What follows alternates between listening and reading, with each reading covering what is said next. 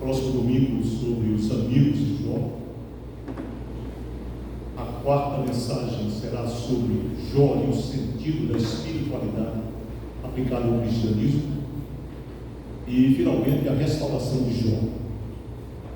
E eu falei aqui no domingo passado que o livro de Jó é um dos mais antigos livros da Bíblia. Data de 1500 a.C. Possivelmente, o autor do livro de Jó teria sido Moisés. Não há certeza, mas tudo indica que foi Moisés que escreveu o livro de Jó. O livro de Jó tem 42 capítulos, 1070 versículos e mais de 10.000 palavras. E o livro de Jó contém aproximadamente 329 indagações, perguntas, que se apresentam ao longo do livro.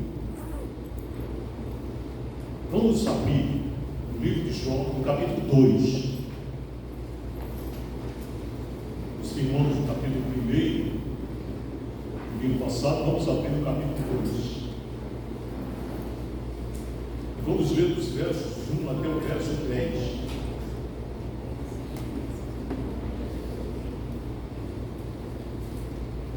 Eu peço que os irmãos mantenham a Bíblia aberta durante a mensagem que nós vamos usar. E assim nos diz a palavra de Deus. E vindo outro dia em que os filhos de Deus vieram apresentar-se perante o Senhor, veio também Satanás entre eles apresentar-se perante o Senhor. Então o Senhor disse a Satanás: de onde vens? E respondeu Satanás ao Senhor e disse: de rodear a terra e passear por ela. E disse o Senhor a Satanás: observaste o meu servo Jó, porque ninguém há na terra semelhante a ele, homem íntegro e reto, temente a Deus, que se desvia do mal e que ainda retém a sua sinceridade, havendo que tu incitado contra ele para o consumir sem causa. Então Satanás respondeu ao Senhor e disse: pele por pele, e tudo quanto o homem tem dará pela sua vida. Porém estende a tua mão e toca-lhe nos ossos e na carne, e verás se não blasfema contra ti na tua face. E disse o Senhor a Satanás: eis que ele está em tuas mãos, porém guarda a sua vida. Então saiu Satanás da presença do Senhor e feriu a Jó de úlceras malignas, desde a planta do pé até o alto da cabeça. E Jó tomou um caco para se raspar com ele, e estava assentado no meio de cinza. Então sua mulher lhe disse, seu verso 9: ainda retens tua integridade? Outra versão diz sinceridade. Amaldiçoa a Deus e morre. Porém, ele lhe disse: como falas com qualquer doida, tu assim fazes. Recebemos o bem de Deus e não receberíamos o mal? Em tudo isto, não pecou Jó com os seus lábios. Deus aplique no nosso coração a porção lida de sua santa palavra. Amém. Amém. Satanás atacou Jó de frente e rijo. Atacou-o enquanto estava caído. E o ataque foi absolutamente brutal. Aquilo que Jó pensou que eram músculos rijos, doloridos, por ter enterrado os 10 filhos, os 3 homens e as 3 mulheres, ele veio a compreender, depois, que se tratava de algo muito mais sério, especialmente quando ele viu aumentar o número de úlceras na pele, de feridas na pele. Aí o seu coração afundou ao descobrir que a doença a qual estava sentindo era muito maior do que ele pensava. O quadro da prostração de Jó é um quadro absolutamente dramático. Porque quando o inimigo ataca, E esse ataque aqui foi uma prova a que Jó foi submetido para provar que ele não era interesseiro, que ele não louvava a Deus, que ele não era temente a Deus, que ele não era fiel a Deus, que não se desviava do mal só por interesse pessoal, mas porque amava a Deus. E aí nós encontramos aqui Satanás procurando fazer com que a coisa parecesse a mais trágica possível, porque o que está relatado aqui no capítulo 2 é absolutamente incompreensível para Jó. O verso 7, vamos ver o verso 7 do capítulo 2. Aqui diz que as feridas estavam inflamadas e ulcerosas. Verso 7: Então saiu Satanás da presença do Senhor e feriu a Jó de úlceras malignas, desde a planta do pé até o alto da cabeça. Aqui está dito que não houve necessidade de fazer nenhum exame para atestar que a ferida era maligna. A ferida aqui era maligna. No mínimo aqui era câncer de pele. Não precisou passar para o laboratório. Aqui diz que Satanás feriu a Jó dos pés à cabeça. E feriu, e as feridas estavam inflamadas e ulcerosas ou cancerosas. O verso 8 diz que Jó teve a partir daí uma coceira contínua. Verso 8: E Jó tomou um caco para raspar com ele a sua pele, e estava assentado no meio da cinza. Então, não só feridas inflamadas e malignas caracterizavam aquele quadro, mas ele tinha uma coceira contínua. Mas uma outra coisa que nós vamos encontrar aqui é uma mudança degenerativa na pele do rosto. Jó estava desfigurado. Aí vamos para o versículo 12 do capítulo 2. E levantando-se de longe os seus olhos, não o conheceram, e levantaram a sua voz e choraram, e rasparam cada um a sua cabeça, o seu manto, sobre as suas cabeças, e lançaram pó no ar. Os amigos de Jó, quando olharam para ele, não o reconheceram, porque havia acontecido uma mudança degenerativa na pele do rosto. Os irmãos imaginam essa prostração, essa massa retorcida de doença a que Jó foi acometido. Mas, se formos um pouco mais adiante, vamos observar que houve uma perda de apetite. Era claro, num quadro desse, ele não estava comendo nada. Houve uma perda de apetite. Então vamos para o capítulo 3, o verso 24. Capítulo 3, verso 24. Aí Jó está dizendo: porque antes do meu pão, da minha comida, veio o meu suspiro, e os meus gemidos se derramam como água. Então houve perda de apetite. Mas para isso, evoluir para o medo e a depressão foi muito fácil. Capítulo 3, verso 25, diz o seguinte: porque aquilo que eu temia me sobreveio. Isso Jó falando. E o que receava me aconteceu. Aqui é um quadro de medo e um quadro de depressão. As feridas eram purulentas, cheias de pus, que se abriam, coçavam, rachavam e supuravam. Vamos para o capítulo 7 de Jó, e o versículo 5. A minha carne se tem vestido de vermes e de torrões de pó, a minha pele está gretada e só faz ficar abominável. Esse era o estado de Jó. Vermes formados das feridas. Mas Jó também, nesse quadro, teve dificuldade de respirar. Vamos para o capítulo 9, verso 18. Capítulo 9, verso 18. Aí ele diz aqui: não me permite respirar, antes me farta de amargura. Ele teve dificuldade de respirar. Mas houve um outro aspecto tremendamente trágico é que houve um escurecimento da pálpebra de Jó. Um escurecimento da pálpebra. Vamos para o capítulo 16 do livro de Jó. O versículo 16. Capítulo 16, versículo 16. Aqui diz, ele falando: o meu rosto está todo avermelhado de chorar, e sobre as minhas pálpebras está a sombra da morte. Isso é Jó dizendo o que está acontecendo com ele. As pálpebras de Jó ficaram escuras. Mas ele teve um outro problema, que ele escreve aqui: mau hálito. Vamos para o capítulo 19. Capítulo 19, o verso 17.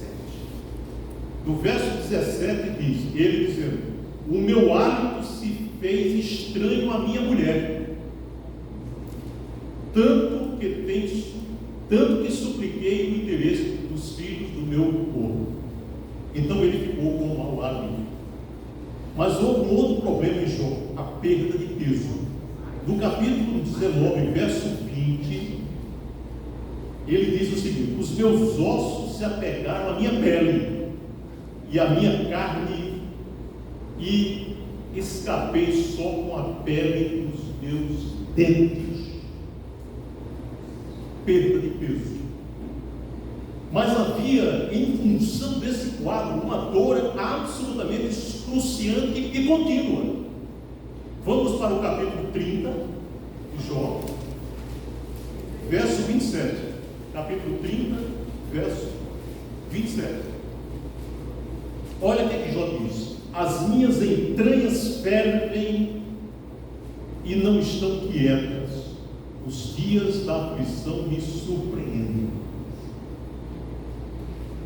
Mas no capítulo 30, no verso 30, nós vamos encontrar, capítulo 30, verso 30, Jó também falando do que estava ali acontecendo.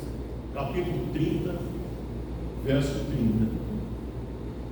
Enegreceu a minha pele sobre mim, e os meus ossos estão queimando de calor.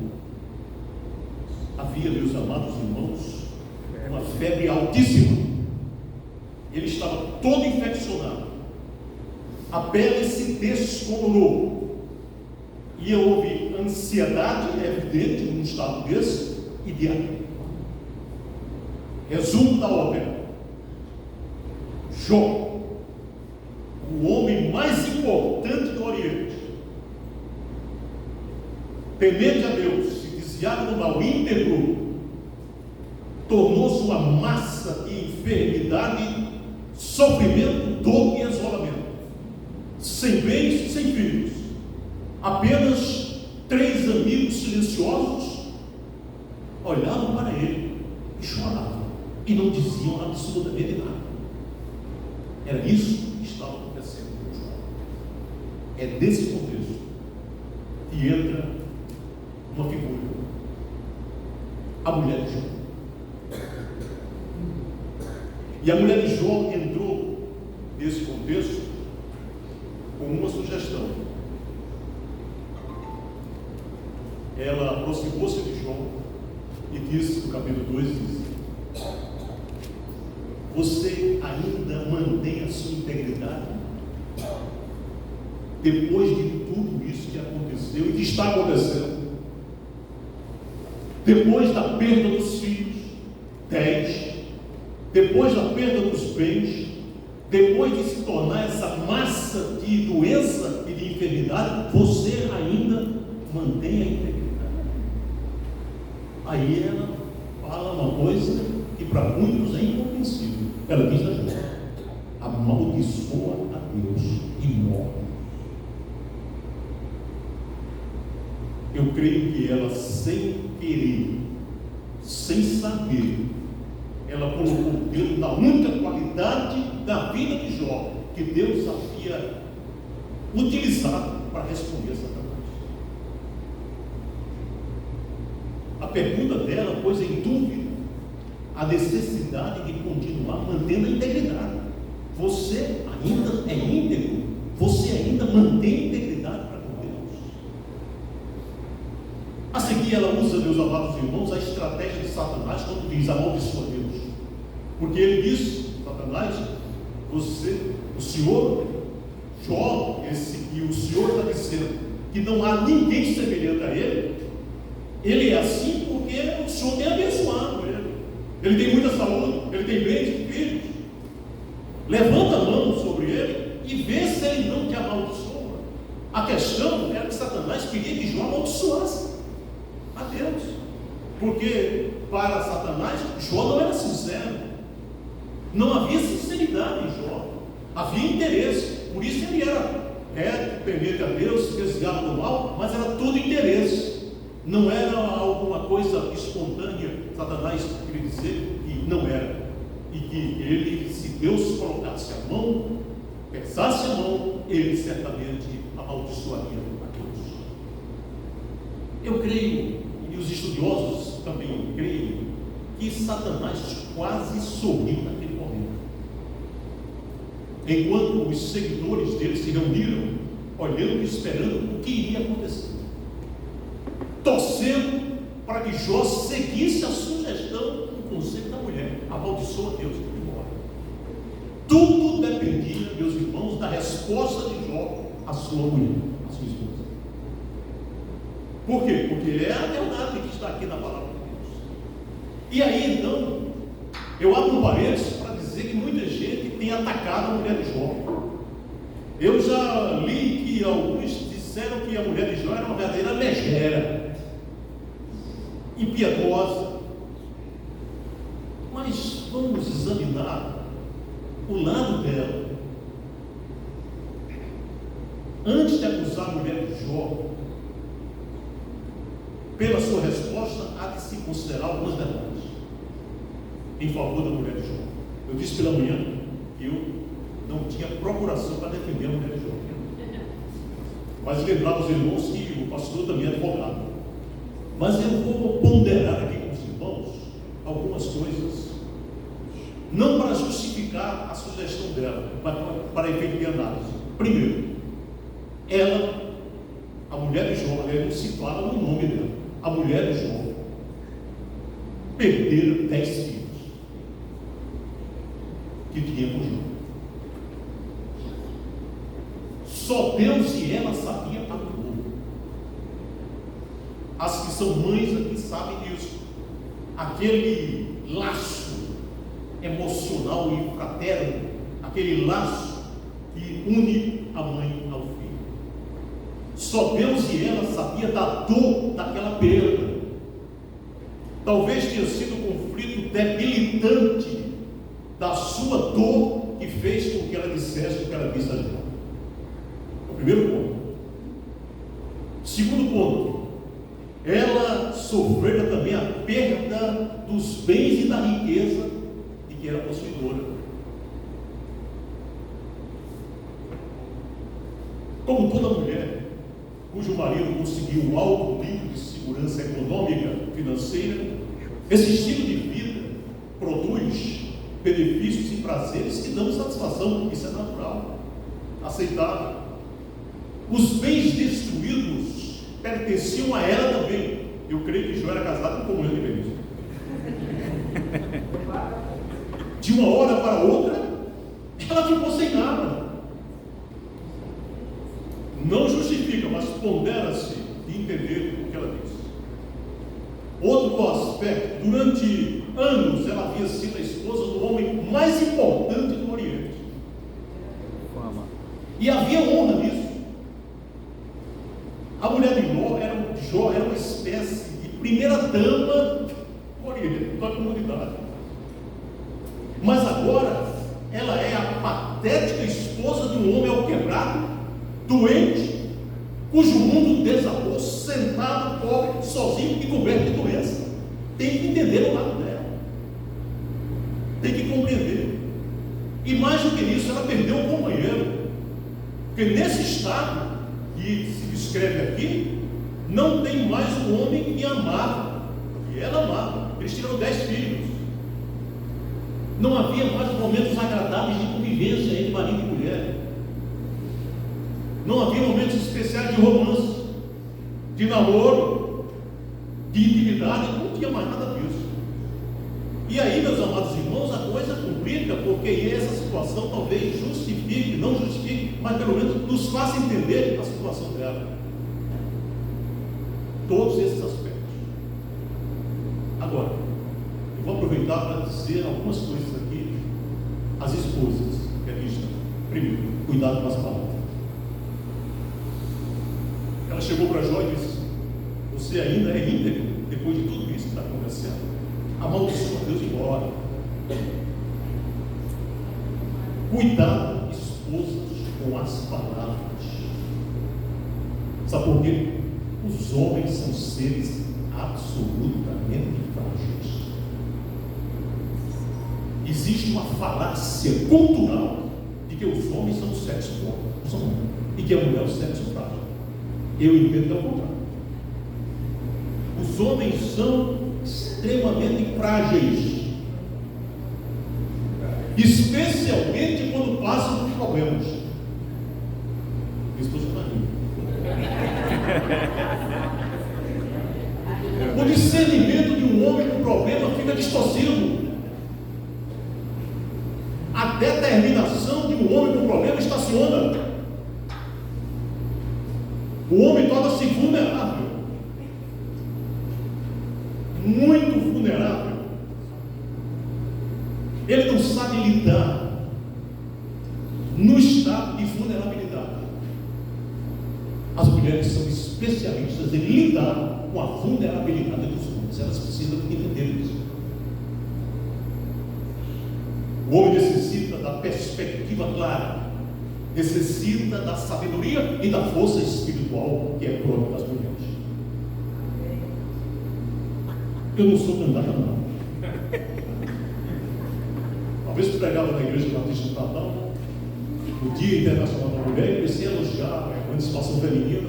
Aí quando terminou o culto, uma irmã chegou e disse: irmão, encheu a nossa bola. Então, cuidado com as palavras. Segundo, jamais sugira que ele, o seu esposo, comprometa a sua integridade. O homem pode ser tão fraco, e realmente o é, a ponto de admitir a possibilidade de agir de acordo com a sugestão que ele recebeu da esposa. O problema ali era conservar, da parte de Jó, a integridade.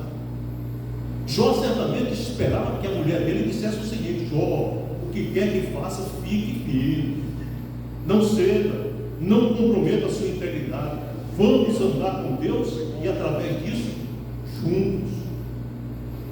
Então, cuidado com as palavras e jamais sugira que o seu marido comprometa a sua integridade. Essa é a parte da mulher de Jó. Aí vem a resposta de Jó: você está falando como uma doida. Diante da sugestão, ele disse: falas tu como qualquer doida. Jó foi além de uma simples censura, fez uma excelente pergunta: você não lembra que temos recebido de Deus o bem e não receberíamos o mal? Jó foi condenado, porque Jó sabia que o barro não pode perguntar ao oleiro: por que você está fazendo isso? Eu sou barro nas mãos do oleiro.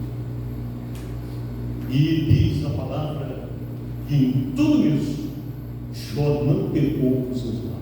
Glória a Deus. Amém, meu Deus. É mais ou menos o seguinte: é Jó dizendo para a sua mulher querida, não podemos explicar tudo o que está acontecendo, nós vamos ficar à espera e ver o que Deus tem para nós. Amém. Nossos corações estão partidos pelas perdas, perdemos tudo, mas ainda temos um ao outro. Nosso Deus tem um plano que nós não entendemos, esse plano está se desenrolando, e embora não possamos compreender, vamos confiar. É o que Deus está dizendo aqui. Mesmo que não entendamos o que está acontecendo conosco, quaisquer que sejam os problemas, pode ficar certo uma coisa: Deus está no controle e Ele é fiel. Amém. Louvado seja Deus. E disso tudo, meus amados irmãos, temos uma conclusão adequada para toda essa situação que Jó viveu com a sugestão de sua esposa. E o problema dele, a doença que o acometeu. Primeiro, as provações existem. E lembra que outras sempre virão. Não estaciona. E o Senhor Jesus Cristo sabiamente nos disse que temos que lembrar que no mundo nós teremos o quê? Aflições. Mas ele disse: tende bom ânimo, eu venci. Eu não me canso de dizer, já disse nessa igreja e repito: o mundo já está vencido.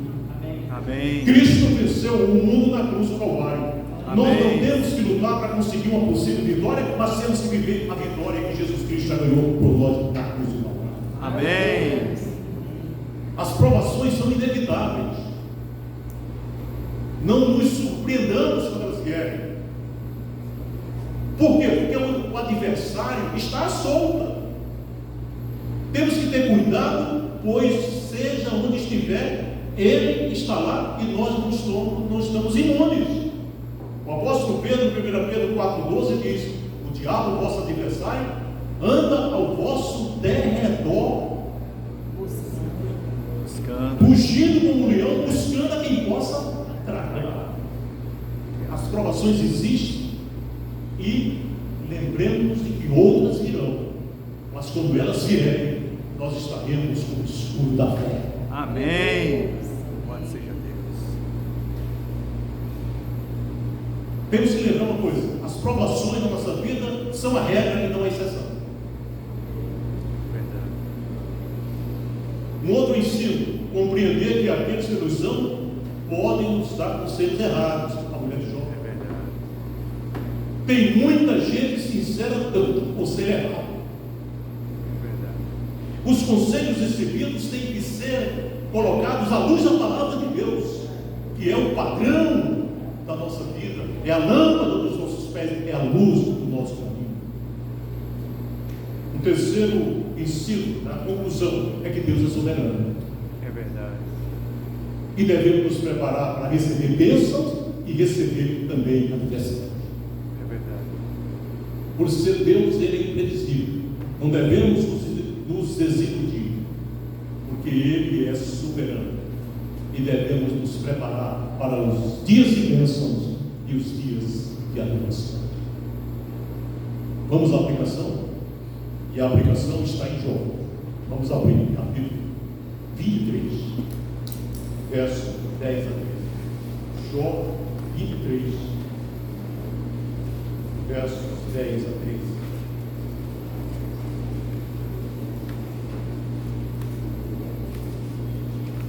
No meio de tudo isso, cheio de feridos, aqui a essa altura já ouvindo as imprecações dos amigos, Jó aqui diz uma coisa linda. Capítulo 23, a partir do verso 10. E vamos sair daqui nesta noite com esta convicção. Olha que coisa mais linda. Porém, Ele sabe o meu caminho. Provando-me Ele, sairei como ouro. Aleluia. Nas suas pisadas, os meus pés se afirmaram. Guardei o seu caminho. Amém. E não me desviei dele. Louvado seja Deus. Louvado seja Deus. Do preceito de seus lábios nunca me apartei, e as palavras de sua boca guardei mais do que a minha consciência. Amém. Jó enfrentou tudo isso, porque ele tinha uma convicção. Capítulo 19: eu sei que o meu Redentor vive, Amém. Louvado e que seja por Deus. fim se levantará sobre o pó, e depois de consumir esta minha pele e na minha carne, eu verei a Deus. Os teus olhos verão outros. Louvado seja Deus. Amém. Que Deus nos conduza nos caminhos da palavra, para que estejamos certos e seguros de que Ele está no comando da nossa vida. Amém. Que Ele nos abençoe. Amém. Louvado seja Deus. Vamos, meus irmãos, concluir o nosso culto cantando o hino 388 do Binário do Mundo de Santos. Santifica a tua igreja. Ficamos de pé.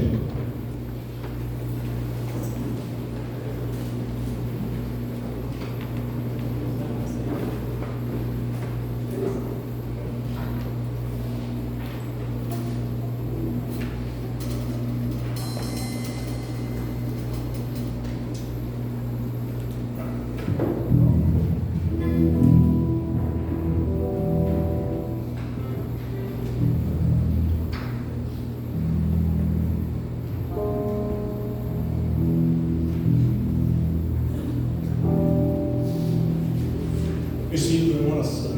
Santifica o teu Deus.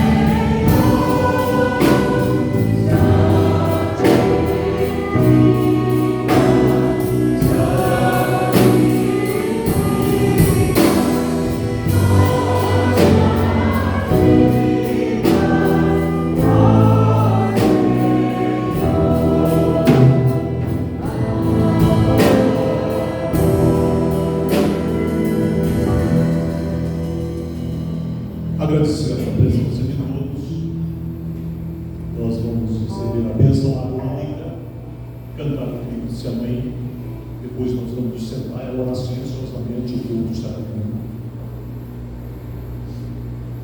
Concluindo este culto, dizemos: o Senhor te abençoe, que guarde. O Senhor os faça resplandecer do rosto, dispense de glória. O Senhor sobre ti levanta o seu rosto e dispense